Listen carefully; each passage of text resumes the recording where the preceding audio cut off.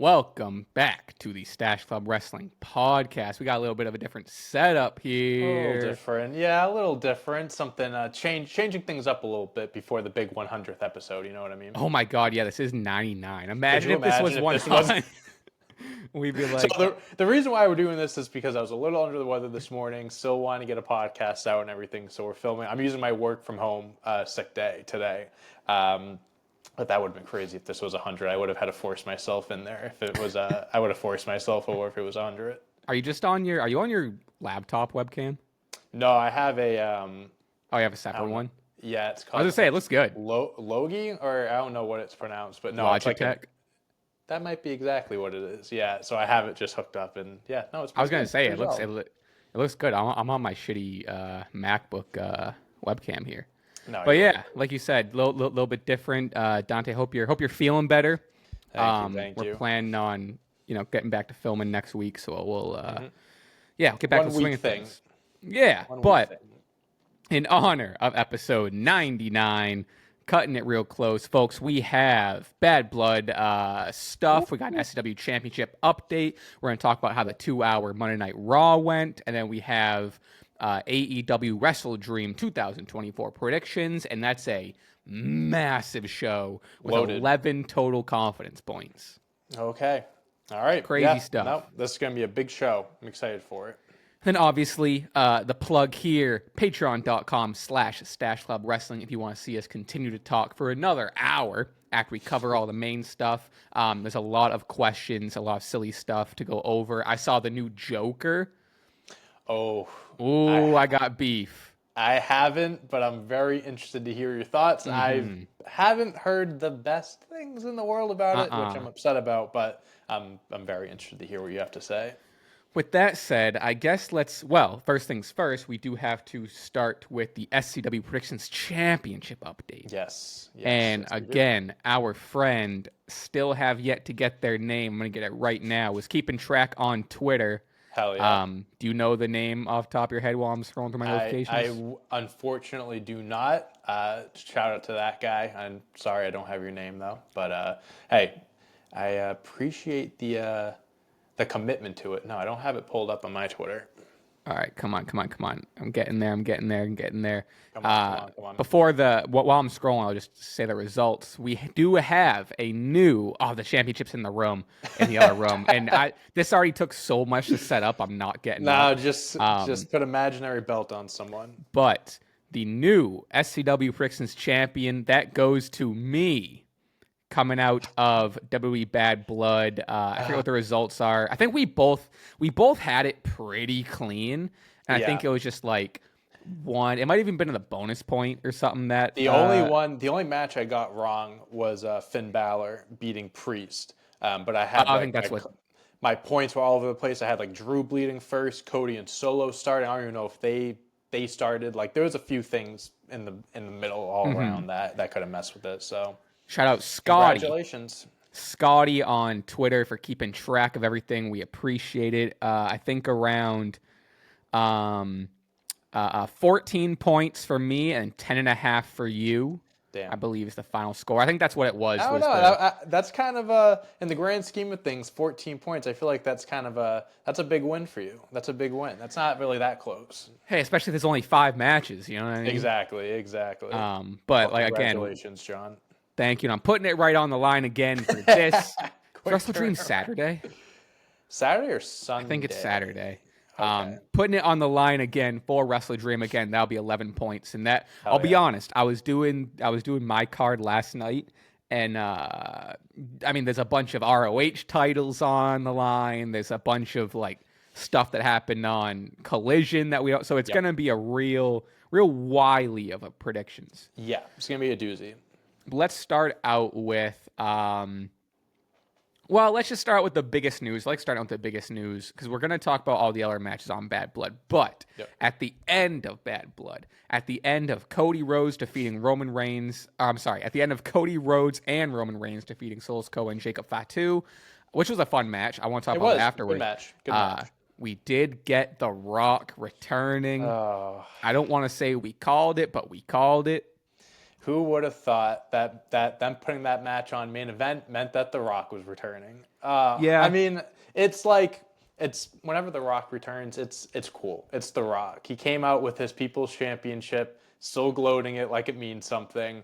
I will say one thing about The Rock: no one gets a bigger pop, or no one gets a pop for raising an eyebrow like The Rock. He raises his eyebrow a little bit, the crowd goes crazy. He is it's great when he's around. I'm happy he's back, but I'm interested to see like what like story we lean towards first. Like him kind of continuing his feud with Cody, maybe him and Roman start their thing. Who knows like what we're gonna get started with first. But now that he's back, I'm very interested to see what direction they go down.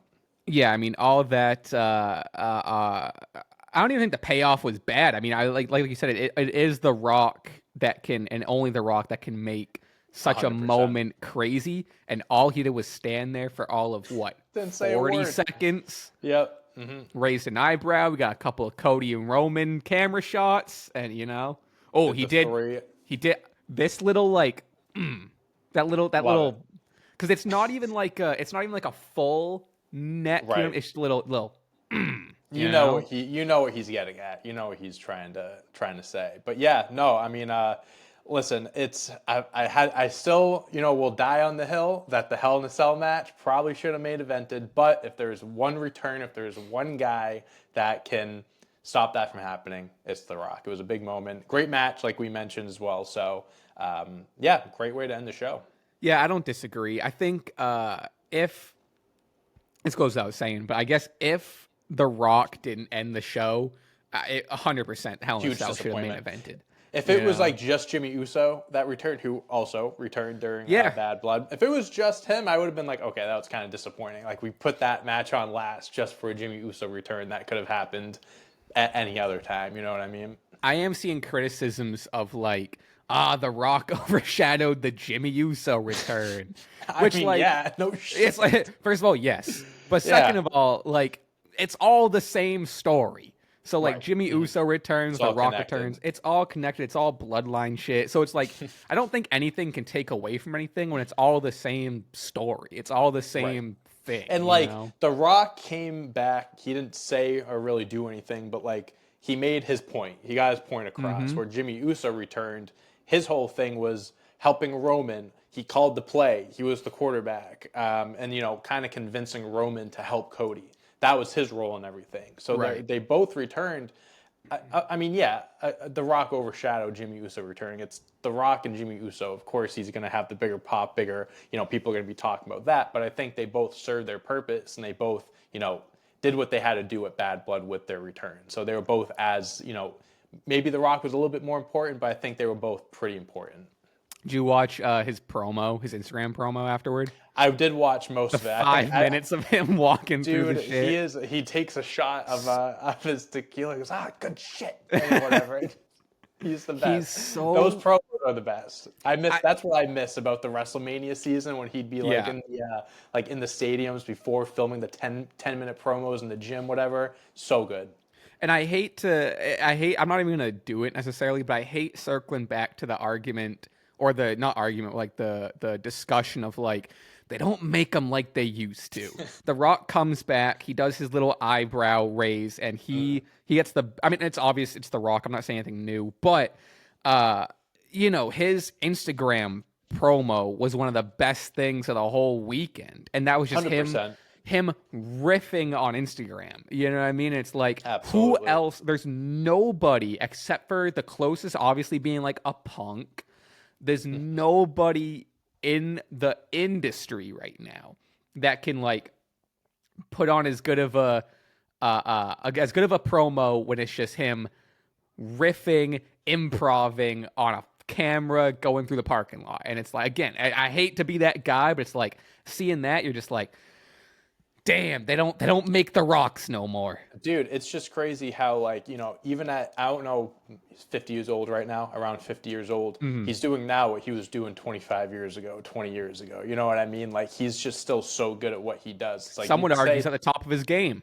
Yeah. I mean, this final boss, like, not argue, but like, people discuss about who they think the greatest wrestlers of all time are, the greatest WWE superstars are. And, it's pretty definitive, like, Stone Cold, The Rock, Undertaker, guys like that are towards the top. Right. The people that may not have been like, Rock and Stone Cold are 1A, 1B, but I kind of lean more towards Stone Cold. This last run of The Rock, it could have been that final push for some people to be like, this is the greatest wrestler of all time. Look what he's doing at 50 years old. He's not an active wrestler anymore. He comes in, they say, hey, we're going to give you a hot mic for 10, 15 minutes, go crazy. He delivers every time, whether it's in the ring or on his own Instagram.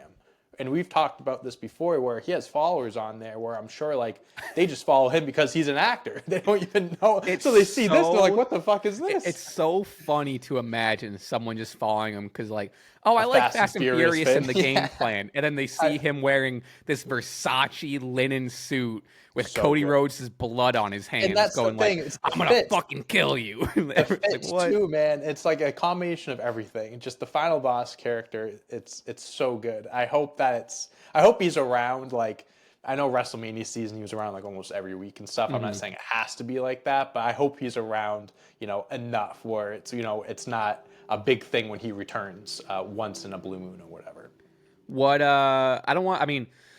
We have time to speculate every single week between here and Survivor Series, so we don't got to get into it too much. But I guess the biggest question is, do we think we're seeing The Rock in the WarGames cell?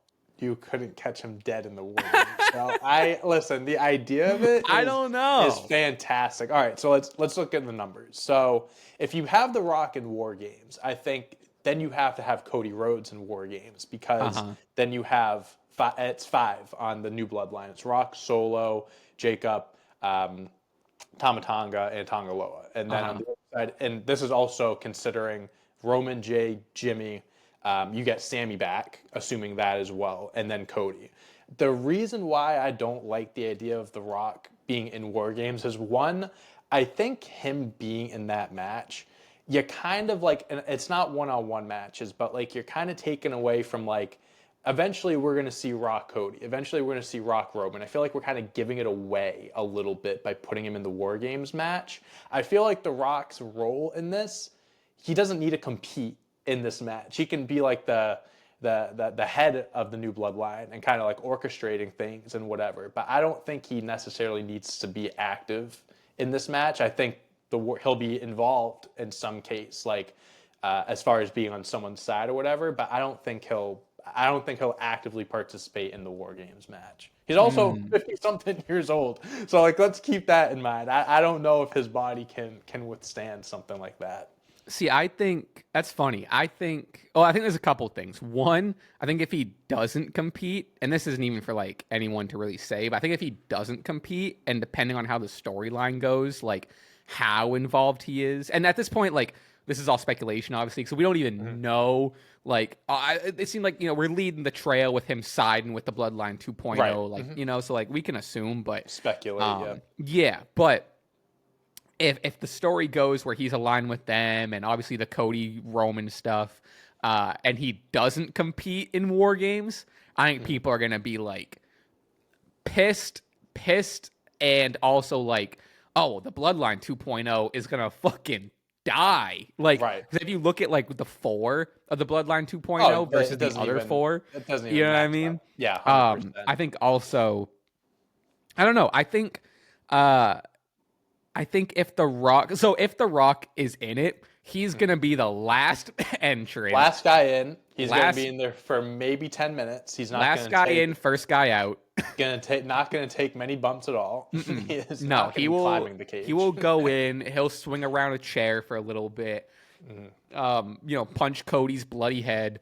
Maybe he'll surprise someone. Maybe he'll take a table spot or something like that. That would be that's the most I'll give him. Maybe he'll hit a Canadian destroyer off the top. Ooh, maybe he's working on some new moves. Shooting star press. But yeah, I could see that's the only way I could see it is if they include him, they protect him, they add him in last, and then I think you do. I think what's nice about that is you get then teases of Cody Rock / Roman Rock, and you get some hits in, and so I don't think You can look at both sides of it like that, where it's like you do get those hints, but you're not getting like the full blown match, right? It's like it's not Rock Cody 1-on-1, it's not Rock Roman, it's just their involvement in a tag team match in the grand scheme of things. And So it's like don't let him fight for too much. Let him get some hits in, and then Sami Zayn breaks it up or like whatever. But like I like the idea of a tease before like, okay, now we're gonna have this big settle thing, you know. And you save the big stuff for their matches. Right. Exactly. Yeah. No, you can look. It can be both ways. You can look at it both ways for sure. That's the thing I'm most curious. With all that said, that's the thing I'm most curious about is if they even tease an involvement. Because I don't know. A couple weeks ago, if you asked me if he was going to be involved, I would have flat out said no. After this weekend, I don't know. I'm leaning on. I mean, maybe we're a month and a half away from Survivor Series. I mean,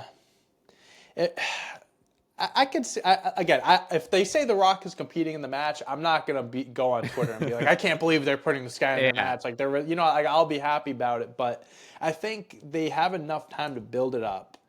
But also, like he returned at the SmackDown after the Royal Rumble, and he didn't have a match until WrestleMania. All he did was just show up and talk. So I feel like he doesn't The Rock doesn't need to be like active or anything to be like to make his presence felt. He just needs to be a promo guy that shows up every once a week or once every 2 weeks or whatever.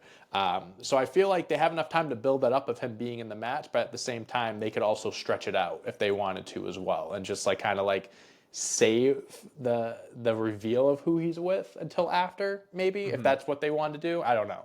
I guess that's fair because he correct me if I'm wrong, but like throughout all of his promo stuff leading into Mania, that tag match was his return match, right? Yeah. So like that was months. Like at the same, I guess we now that we saw him in the ring, I guess my brain goes to like, people are clamoring for him to get in the ring again. But that might not necessarily be true because he did do all this final boss stuff for months, and then had his debut match, his return match, I guess. His return match as the final boss at WrestleMania. At WrestleMania 3 months into or whatever the fuck of him, you know? So like, I guess that's a good point of, like you said, he did go out there at Bad Blood and raise an eyebrow, and that got everyone going. So like, and he doesn't need to do too, much. Like, just the logical side of things. Let's be realistic. He is 50, whatever. God forbid they put him in this match and he gets hurt. Like, it's a lot of money. Tough. It's a tough to throw away those potential matches with Roman and Cody for a match like this that you could argue is necessary, but you could also make just as big of an argument that it's not necessary. That Moana 4 isn't going to film itself. No, it's not. They need him healthy for that. So, yeah, all right. I'm very interested. Very interested.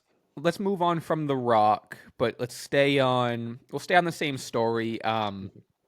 Let's go to Kevin Owens attacking Cody Rhodes after the show, and footage came out via like people's, video phones. I like that. I like the way that they went about it. They've never they haven't showed a clip of it on their official accounts on television, nothing like that. They've addressed it and stuff, but kind of like in the sense of like we can't talk about it. Yeah, we can't talk about it. Whatever. Yeah. Triple H put out a tweet saying like we're aware of what happened, like we're looking into it, like there's an investigation. Like it's funny how they allowed like the fans and like making the video going viral on its own, carrying the story itself than them doing it. It's different, but I think it's cool how they delivered it. Yeah, they were smart enough to know like, all right, it's 2024. There's already going to be a crowd outside. They all have a video camera in their pocket. It's going to be filmed and posted online. So like, and I'm sure they had like, just in case, like I'm sure they have a filmed version of it. 100%. You know what I mean? Yeah, for sure. Just in case it flopped or it's like, oh wait, an hour goes by and no one's like talking about it. It's really creative the way they're treating it. It feels like they're treating it like a real realistic assault. And they're keeping it like, it's funny that they're like almost brushing it under the rug as if it was a real incident. And they're just like, we don't want to talk about it. We don't want to talk about it. We'll deal with it internally. Right. We do have SmackDown tomorrow. I'm sure we'll see Kevin. I'm sure they'll play the footage or at least address it more tomorrow. show. I loved Sami Zayn on Raw. He was like, if you need someone to talk to, or something like that. Like he's like making a support group for people that have been turned on. Yeah, he's like, I understand how this goes. You know, it has happened to me about 3 times. You're not the first. You won't be the last. Yeah, I thought it was really cool. I'm a big fan of it. I'm excited to see what they go on next. And I don't, like you said, I think it's a creative way to utilize other outlets that aren't just the TV show.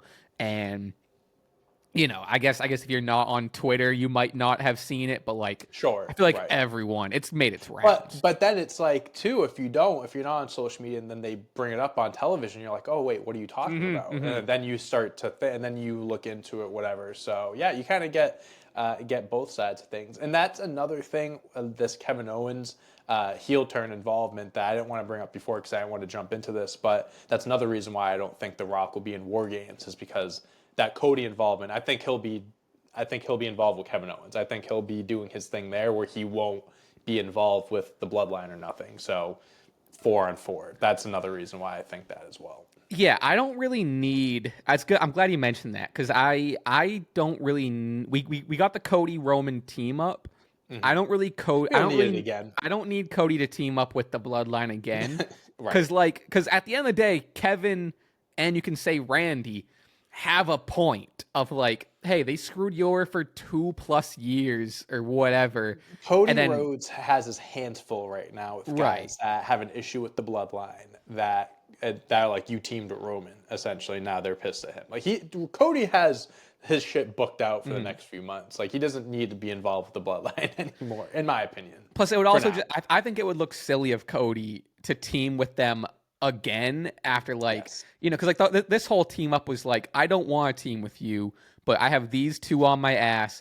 Help me beat them. They beat them. They accomplished it. And then now The Rock's back, and like you can circle back to it, but like, yeah, I especially for the sake of like, he is the WWE champion still, so like you can't have him in all these bloodline matches where he also can't defend the title. Right. So I think I that's a good point. Like like this match is an exception, right? Like it's okay. Like it's builds the stories in multiple ways, whatever. You bring The Rock back, but he is the WWE champion at the end of the day, and the WWE championship was revolved around the bloodline for almost 4 years, and we don't want it to continue being revolved around the bloodline, even though it's on someone new now. So he can kind of he'll definitely revisit The Rock and he'll do his thing there, but for now he has other things he can take care of in the meantime. Yeah, I like the idea more of him like he settled the bloodline with the team. And I like the idea more of like, all right, I'm going to go back to being the WWE champion. You guys figure out your shit. Once you figure out your family shit, I'll be here with the title waiting. But so that's kind of that's what I like more for sure. And then the next thing you know, The Rock comes out and is like, I'm challenging you, Cody, at blah blah blah blah blah. And then that who knows? Even though I still have my Rock title, I want your title. I want your title. It's like that title felt good on my shoulder, Cody. We'll jump to more of the rest of Bad Blood and then Raw, but we didn't really talk about it too much. But just to wrap it up, the actual tag match, that preceded everything. I thought it was good. I think Jacob looked unbelievable. That jump from it was way toward the end of the match, but the jump from the turnbuckle to the announce table by Cody and just saluting Roman.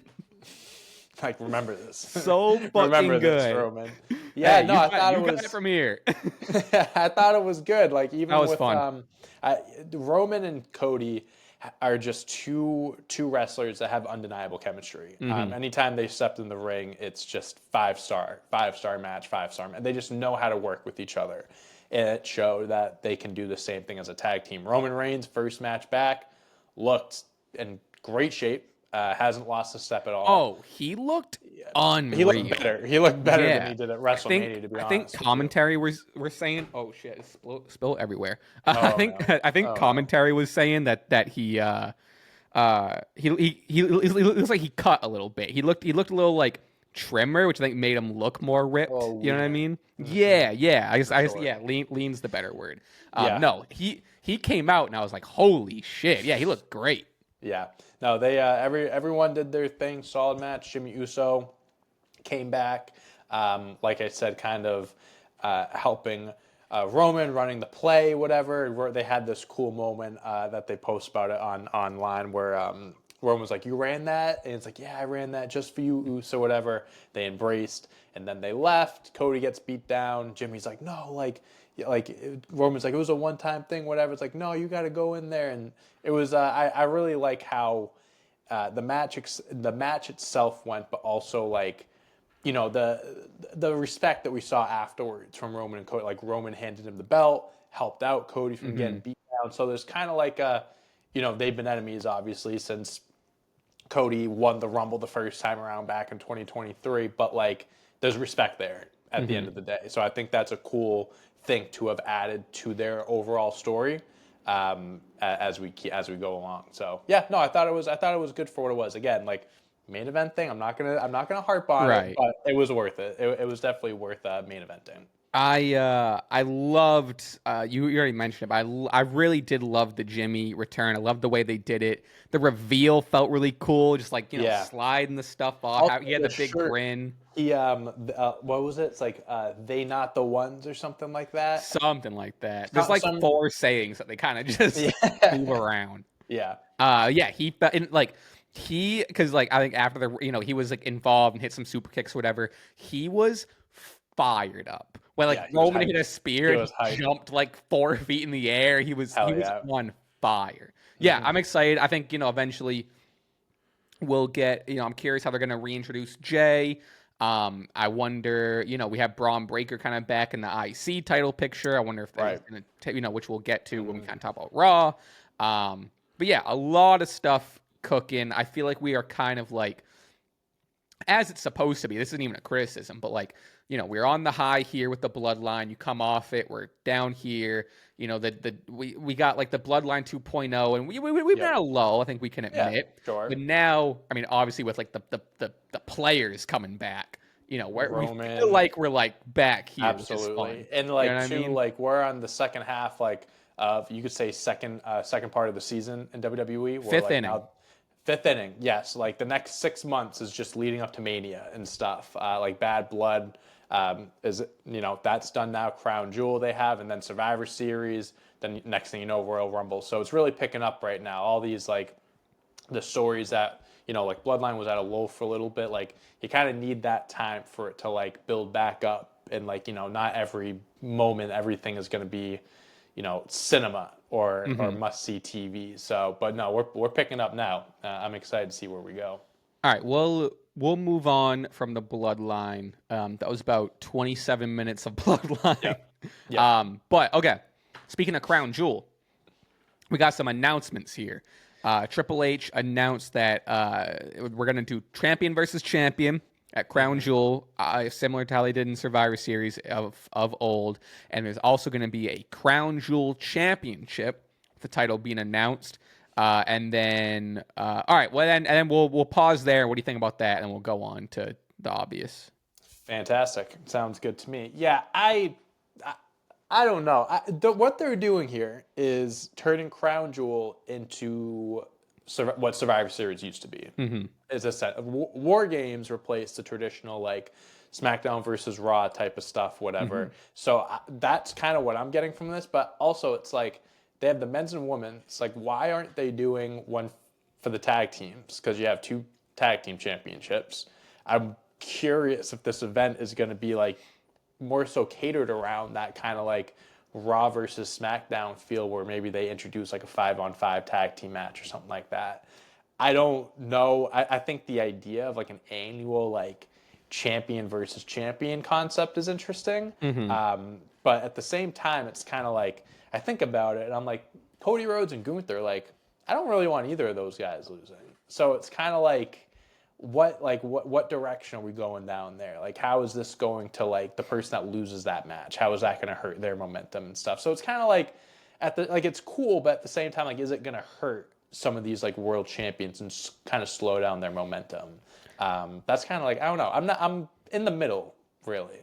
Yeah, I'm pretty neutral on it. It honestly kind of seems like it's going to be a skippable show in terms of like canon story. I I loved Survivor Series. I loved SmackDown versus Raw when it meant something. I've never been a real champion versus champion fan. Sure. Because, like, there's never a point. Like, it is fun if you get, like Cody Gunther is an awesome matchup, and I think it's going to be a great match. It's going to be great. But it just kind of, I don't know. I like story progression in my big wrestling pay-per-views, right? Crown Jewel is not a big story progression show.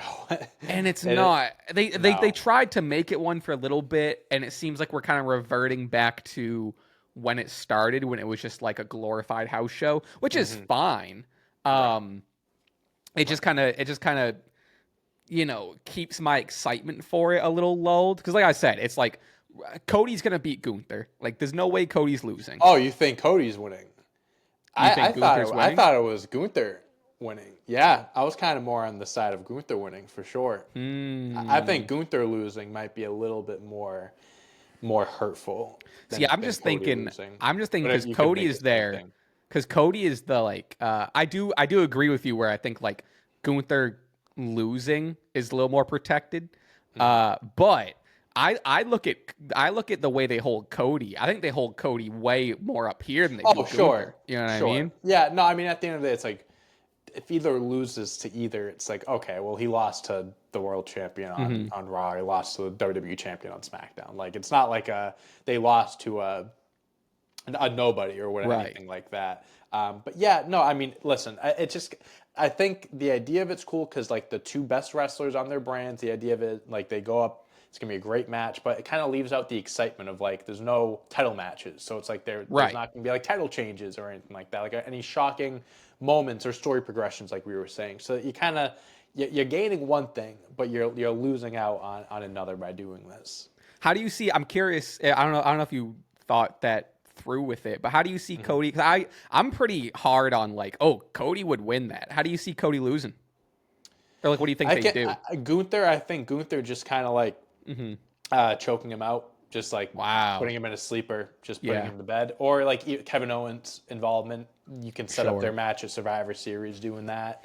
I mean that would make Gunther look fucking boom. That'd be 100. That's the thing. I'm not even saying like I disagree or not be a fan of it. That's wild.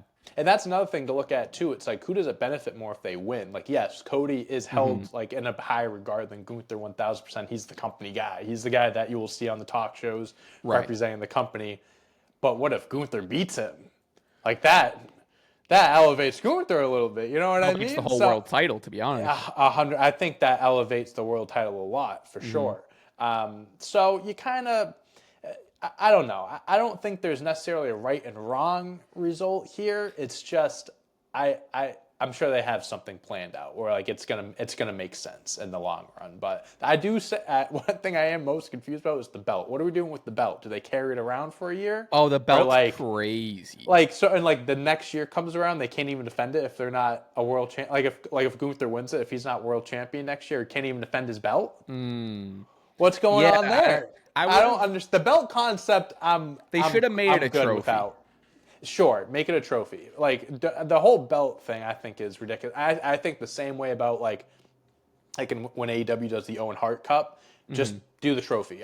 The belts I think aren't necessary because it's just kind of like it's a prop belt. A belt, there's an assumption that it can be defended. A trophy, you can just win a yearly trophy and that's it. Exactly. You know, that's funny. The belt's crazy looking. It looks cool. Like it's massive, but it just doesn't like. It's like when they had the first ever. Maybe it wasn't the first ever Saudi show, but they did the Royal Rumble, the 50-man Royal Rumble. Braun Strowman won it, and he won a belt, and it looked like the Universal belt, the same thing, but it was green, whatever. And then that was it. Right. No one ever mentioned it. Never had it. I'm like, what was the point of that? So you know what I mean? So the belt I could have done without. The idea is cool.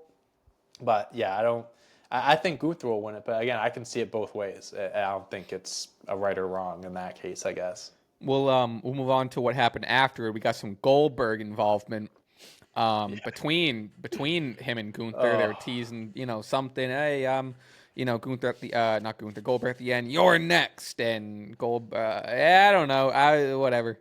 I thought knowing now he didn't get involved on Raw, which I thought might have had something to do with it. A lot of people were speculating that he was gonna like cost Gunther, and I'm like, no, that can't happen. Not in 2024. Yeah, because Gunther is pretty officially going into, unless something crazy happens, which they're already like marketing Cody Gunther, so I don't see anything I don't see them diverging from that. And that's why like the whole like crown jewel concept of the champion versus champion is kind of confused. It kind of was a confusing decision too for me, because I thought Goldberg, Gunther, like if they're gonna do that match, that's a crown jewel match. You know, Goldberg is a crown jewel wrestler, and I guess like I mean they're gonna do the match. Obviously, it's very much so. Like seeds are planted, whatever.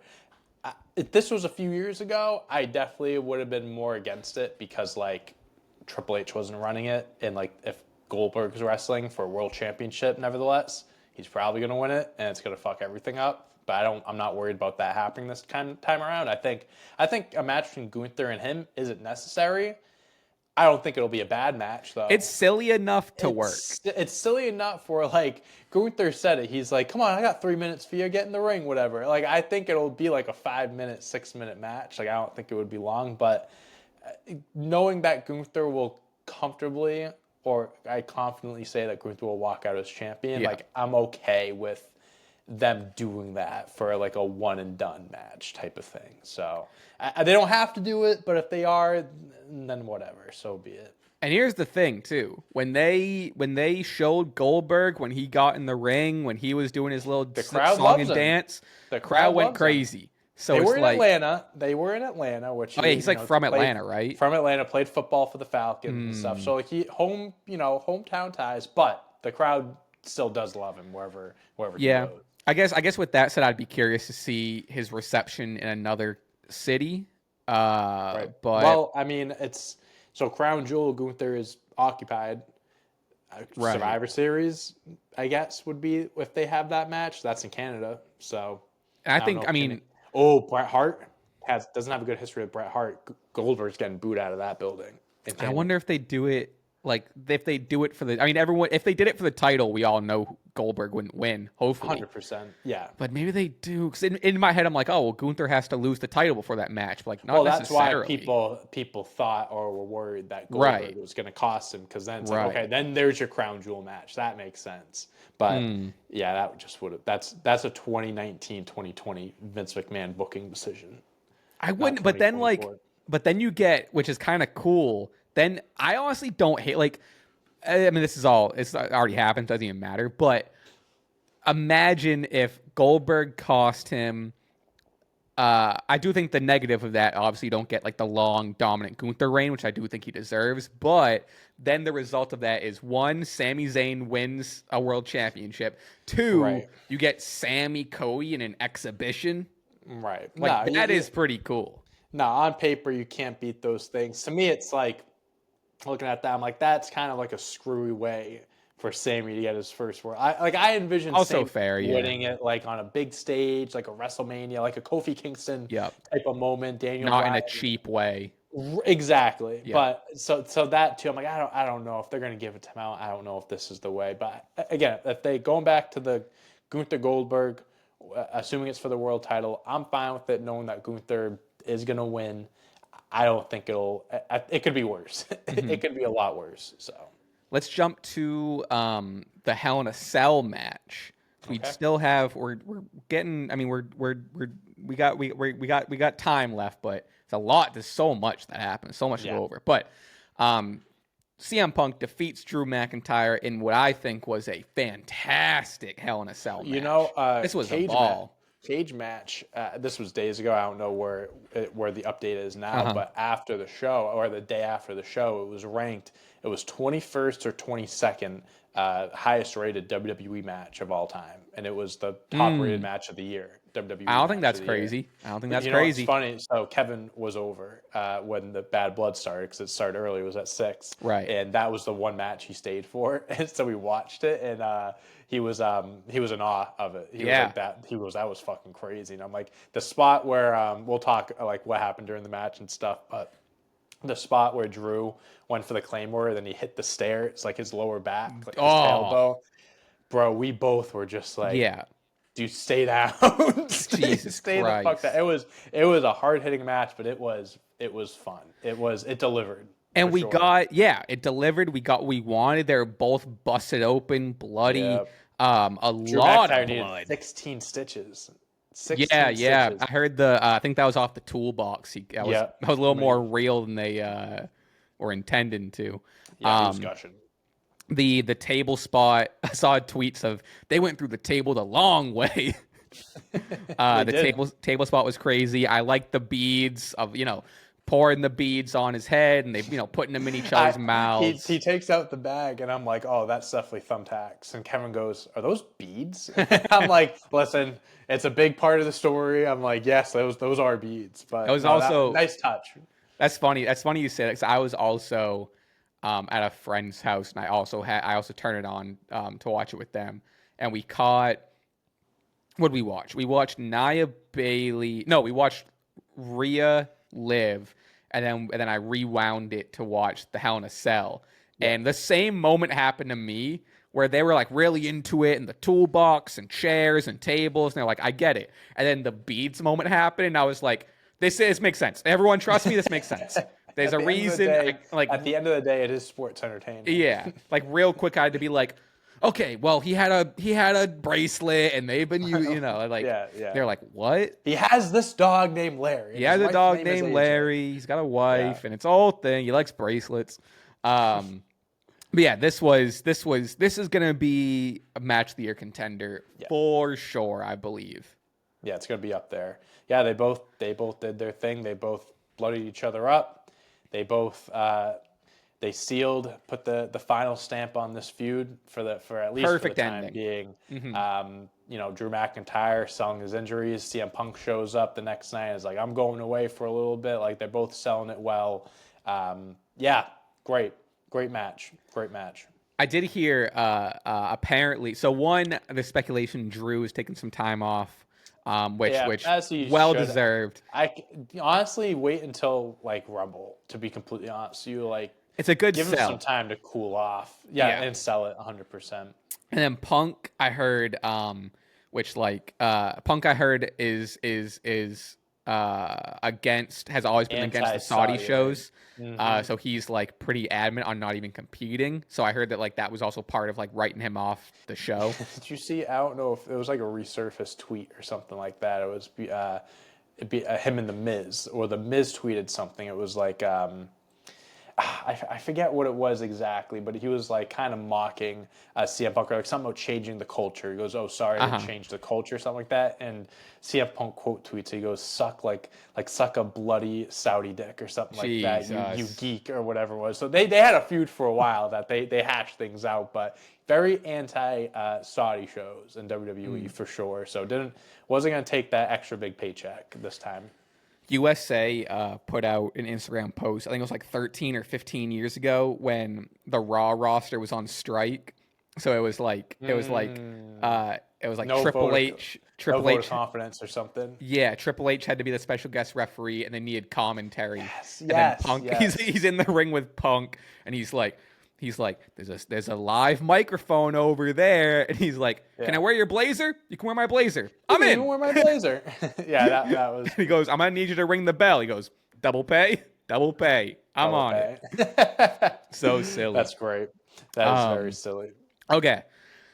43 or so minutes in. We have some stuff left over on Hell in a Cell. There's some stuff that happened on Raw. I think we need to jump to WrestleDream predictions.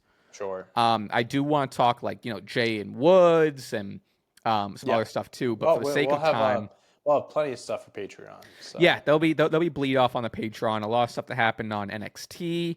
But okay, let's go to AEW WrestleDream's predictions. I kind of feel like this will be quick because I think a lot of the matches are either admittedly we don't know about, or they're filler matches or whatever.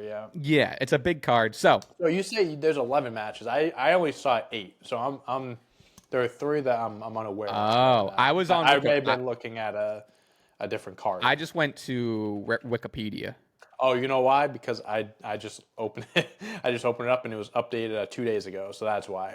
Okay, let me look at. Oh. I have most of them anyway, so I can go on the fly. All right. Well, first off, ROH World TV title, Atlantis Jr., the champion, versus Brian Cage. Oh, God. Is that one of the ones you're missing? Yeah, that is one of the ones I'm missing. And this is one of the ones that, this is probably going to be my one-pointer. This is my one point. To be completely honest with you. Not too familiar with this Atlantis Jr. Guy. I am familiar with Brian Cage. Mm-hmm. Started off strong. Let's go Brian Cage, new champion. I also have Brian Cage for literally no reason. Okay. I don't know how long Atlantis Jr.'s had it, but I got Brian Cage for 1 point. Good start. Beautiful. We'll go on to the ROH World title. Mark Briscoe, the champion, versus Chris Jericho. Something we know at least a little, you know what I mean? Yes, absolutely. And what I do know is that Chris Jericho should not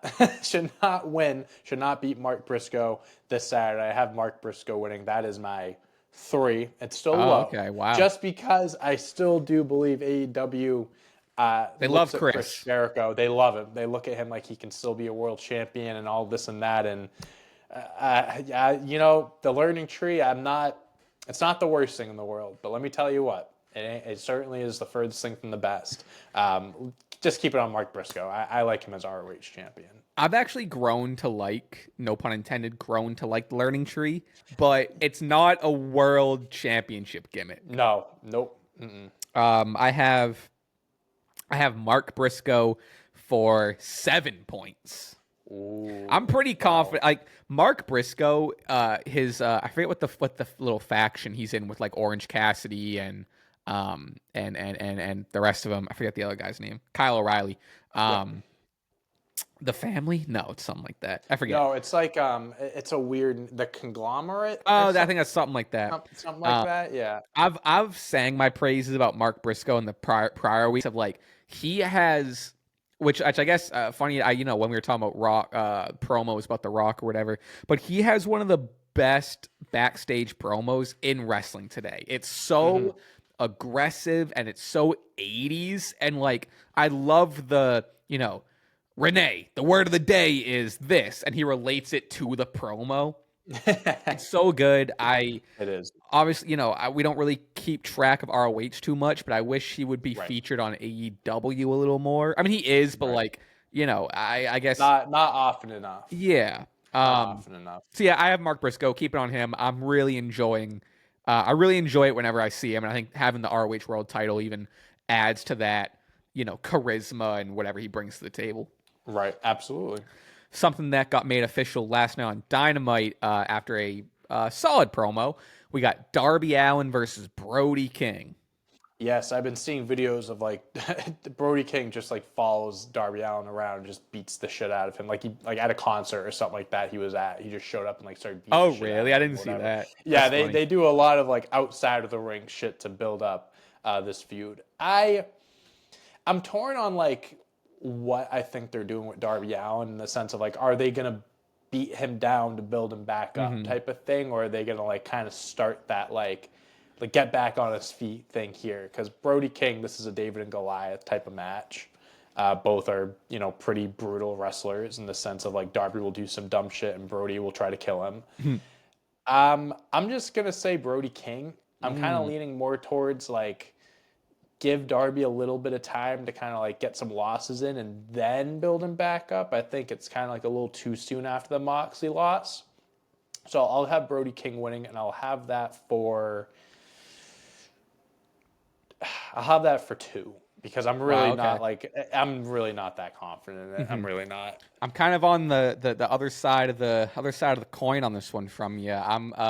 It's also me putting a lot of confidence in Darby. Maybe not necessarily the smartest, the most strategic pick by me, but I'm picking Darby Allin for a whopping 8 points.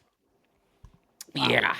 We're going to have a definitive winner after WrestleDream. We're going to have a definitive winner. Okay. I think, sure. I don't know, coming off their promo last night, Darby was like kind of selling himself as like, I'm still the face of this company and like I am AEW and this, that, and the other. And I think coming off the Mox loss, to me, it feels like basically what you said that they're going to wait on doing. My guess is they're going to start it now with the Sure. comeback, and I think he's if they could absolutely get a bunch of exhibition, because I think they will. We were talking about this, like he will eventually circle all the way back to Bryan Danielson. Yes. So I think getting these like mini feud wins, I think will start to build him back up, and all of a sudden, by the time whatever the fuck comes around, he'll be whatever. Listen, you're sounding a lot more confident in that, and that's why you have eight. I have 8 points. Here 8 points I like what you're saying. You know? I like what you're saying.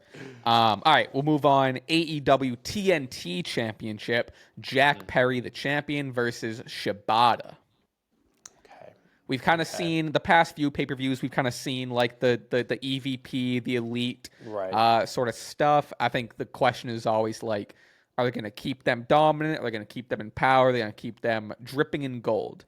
My guess for this one, I'm going with Jack Perry for 5. I love Shibata. I just think they're keeping the TNT feels like a young title or like a young wrestler title. And I don't think Jack Perry's gotten the most out of it as he can. So that's and I think Shibata's like a dominant win for Jack. They clearly are behind Jack. So, and I think he's more prominently featured than Shibata.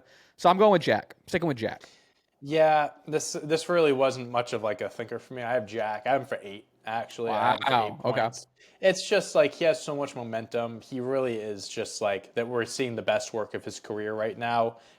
There's no need to end what we have going on with the elite or anything like that. Going back to where he said like keeping them dripping in gold. I'm not going to spoil like what another match later on, but yeah, that's what I think. So I have Jack Perry. We'll jump to the match I'll say second most looking forward to.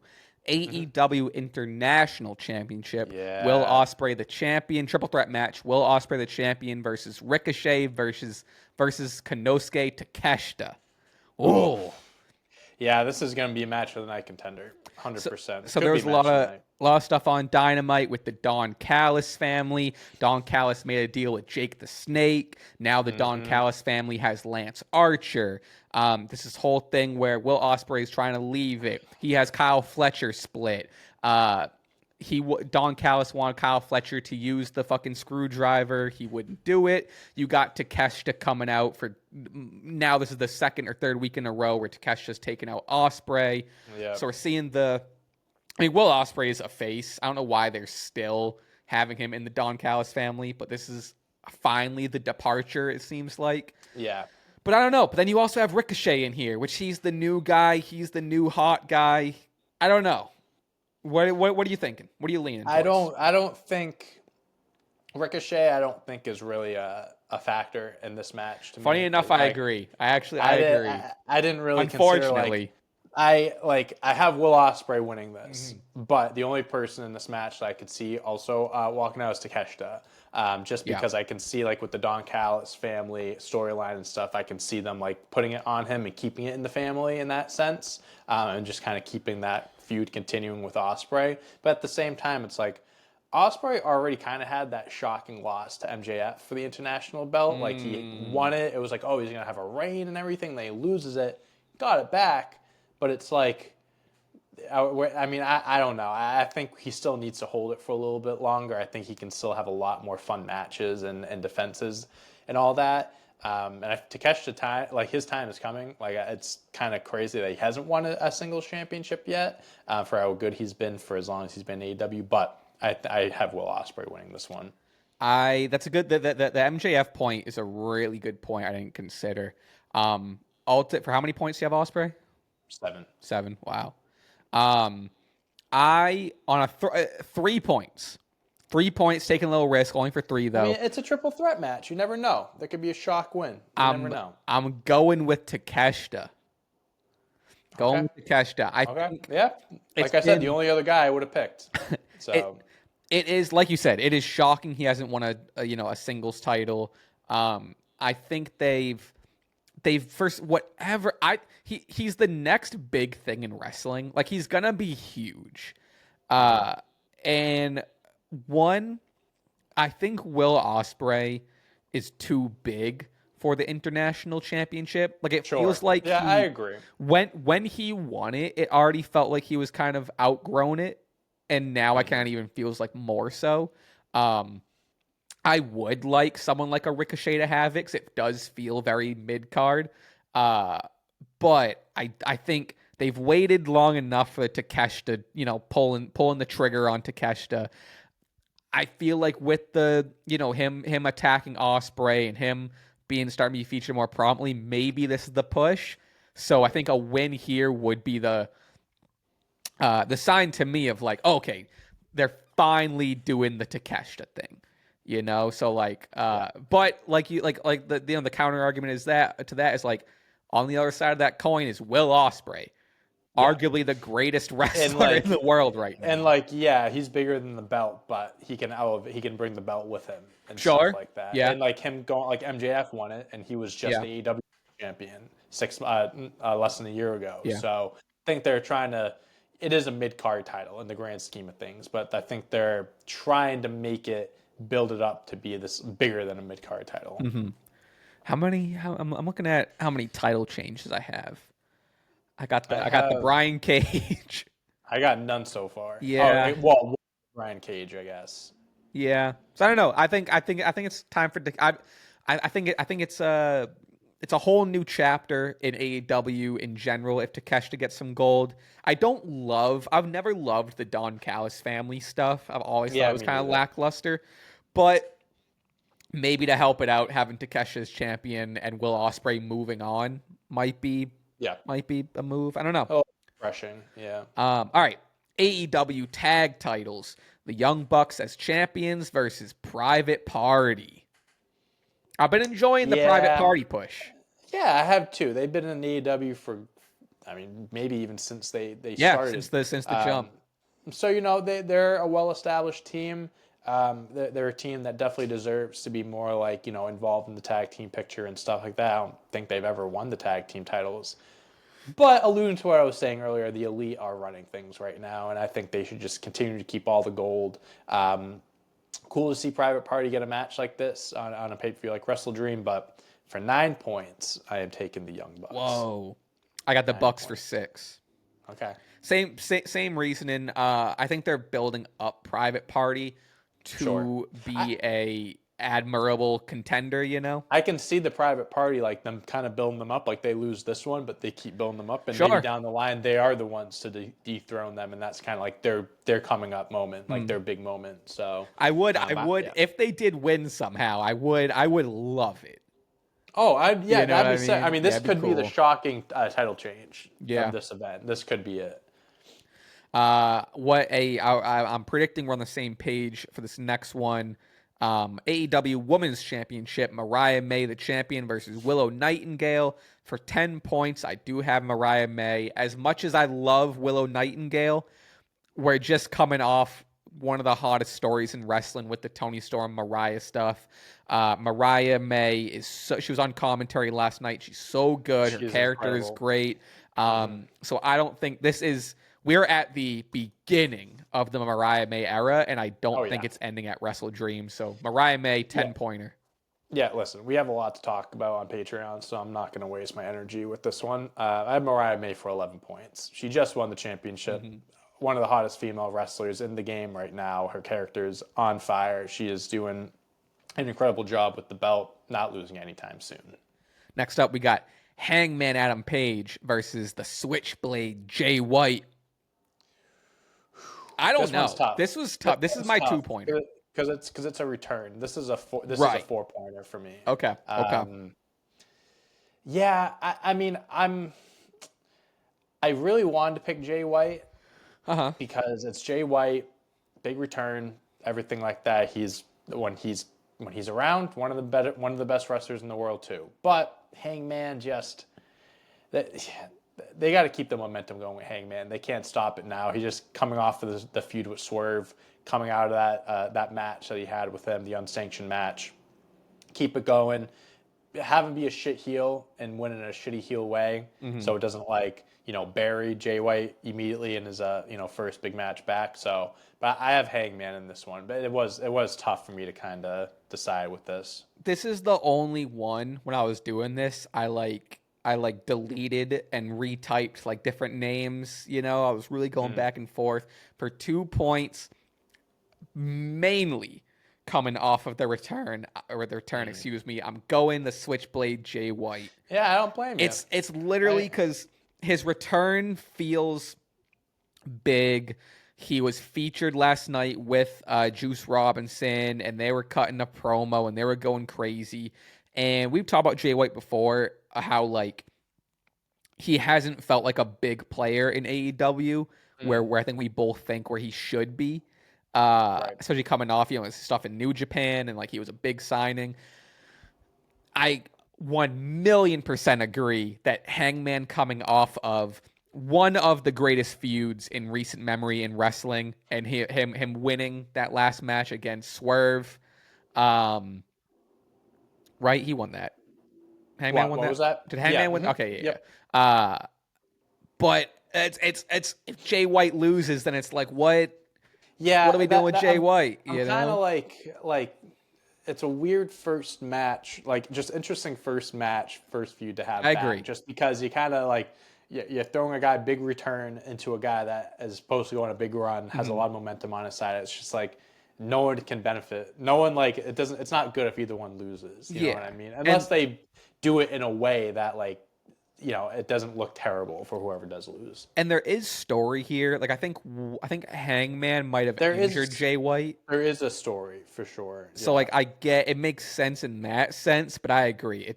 Hangman seems too big of a mountain to climb. But with that said, I don't know. I'm still going Jay White. Like I said, 2 points because I'm not very confident. All right, we'll knock out these next two. My fucking guys.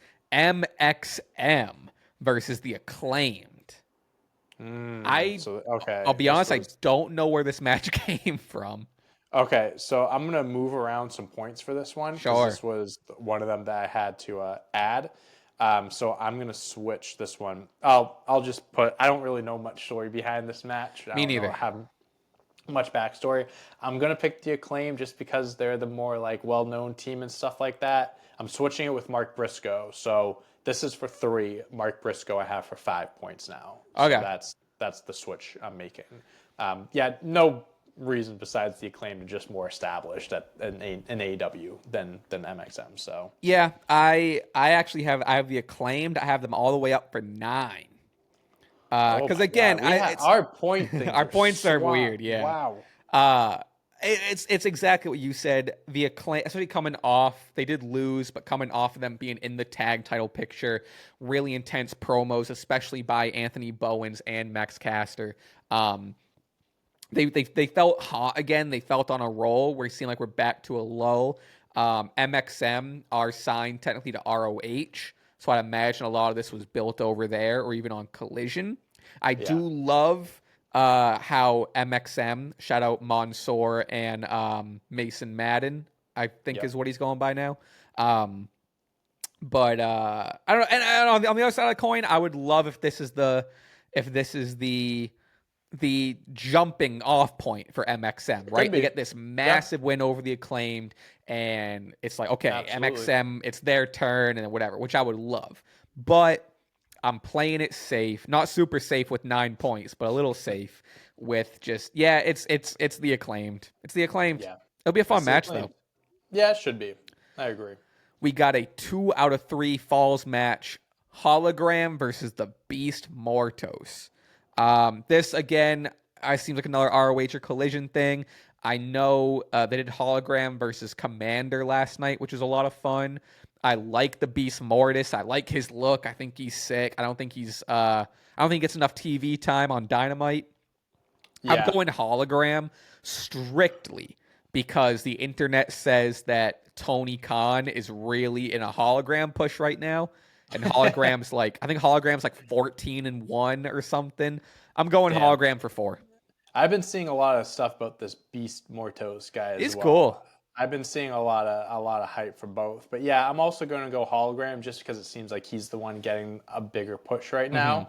And he has a lot of fans on his side. So I'm going to have Hologram for 6. All right, here we are. Finally, the AEW World Championship. Bryan Danielson, the champion, versus former running partner Jon Moxley. If Bryan Danielson wins, he retires from pro wrestling. Wait, if who? If he wins? Loses. I meant loses. Oh, I was like, if he wins. Loses, I was like, he's still the champ. Yeah. It sounds like neither of us shot out our 11-pointer. No. For 11 points, I'm going Bryan Danielson. Well, actually, I did. I used my 11 on Mariah because I used my 10 on Danielson. Oh, you did use your 11. Yeah. Okay. I used my 11 on Mariah. I'm a bit more confident in that one. Yeah. Yeah. I mean, this is Danielson just wanted. I mean, it's kind of like the same thing with Mariah May, I guess, where it's like he just wanted. There's this big thing around like he was going to retire if he lost. Now he's the AEW champion. He's only defended it once against Jack Perry. Like this reign is going to continue for a little bit. It's gonna credit to AEW. They're making this match feel big and kind of Oh, I love it. Yes, the build is so confusing, but I'm having fun. I'm confident in it that Danielson will win, but who knows? Moxley is an AEW guy. They could, who knows, pull a swerve. But I'm pretty confident that Danielson will walk out as world champ and continue to have unbelievable title defenses and stuff like that. I think this will go on for at least a few more months. Yeah, I agree. I honestly wish maybe this match was happening a little deeper into the title reign, so it would feel like there's a bigger possibility that Danielson was going to lose. I think it's good in a way to have it now too, because you're coming off of the Jack Perry match, which was people were kind of complaining about. Yeah, that's a good point. Oh, it's predictable. Everyone knows Danielson's going to win, so they give us this one where it's it's our 10, 11 pointers, but it's a little bit more unpredictable than Jack Perry. I'm really liking this weird pseudo Blackpool Combat Club thing with Pac and Claudio, having Yuta on the other side with 1/3 of the tag titles still. The match last night was fun with Danielson and Yuta teaming up. All around fun. Again, I agree. It's not time for him to walk away. This isn't the end of the run. I think this is going to be a huge milestone or checkpoint in this Bryan Danielson AEW Championship story. Right, but I agree. Ultimately, I think we're seeing the American Dragon walk out of WrestleDream as champ. Absolutely. Exciting. So I don't even have much else to say about it. I think it's going to be an amazing match. I'm really looking forward to it. I'm looking forward to the entire card. Card's cool. Card. I think we could have another if they deliver. I think we'd have another match of the year contender out of Danielson and Moxley. Oh, absolutely. Yeah, you might have a few on the card. Ospreay, Ricochet, Takeshita as well. That could very much. Oh, that's gonna be crazy. Before we get out of the main show, I do want to get Jey Uso and Woods on the main show. Before we jump over to the Patreon. So Jey Uso ends up defeating Xavier Woods, disregarding our fantasy booking of last week. The tinfoil hat was on last week. Tight. For sure. It was very tight, yeah. I still think Woods should have won. And I still think he should have won. I know we had the tinfoil hats on, but it was a pretty good fantasy I think booking. you should have won. I get it. Jey Uso gets a defense. Woods continues the story and everything. My dog just walked in and is standing right next to me. Let's go. Making his first appearance on the show. I get it. They're probably saving Jey Uso losing for a bigger thing. We saw after the match, Braun Breaker's now back involved again. That baby face run didn't last long. I get it. It would have been cool seeing Woods win, but I get it.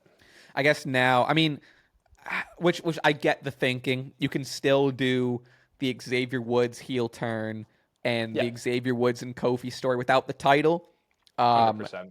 It does add to the feud and add to Woods' character. Now, because before his frustration was I never got the opportunities, you got the opportunities, you were a world champion, blah blah blah. Him losing and him losing clean, and then Kofi was coolest moment was at the end. Kofi gets in the ring.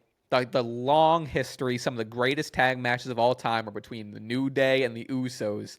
Yep. And Kofi's in the ring. They're all like, oh, good match. Da-da. Jey Uso extends his hand for a handshake.